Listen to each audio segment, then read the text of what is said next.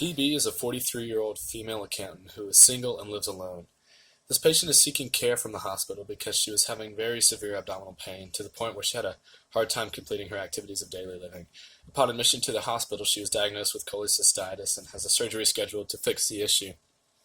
The patient has a family history of skin cancer and high blood pressure.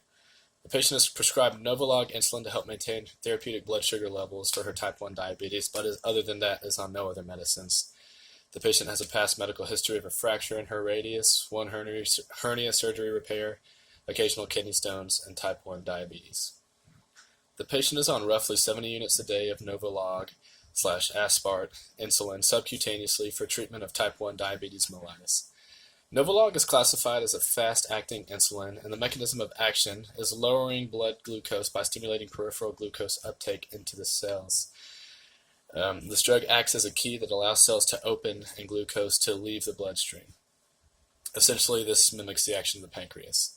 The only adverse reaction the patient was experiencing was slight irritation around the site of her insulin pump, but while she's in the hospital, the nurse should know to monitor for hypoglycemia, symptoms of which include headache, nausea, hunger, confusion, drowsiness, weakness, sweating, and tremors. One main consideration with novolog is you ideally want to administer it around mealtime because it is a fast-acting insulin and you do not want to bottom out the patient's blood sugar levels.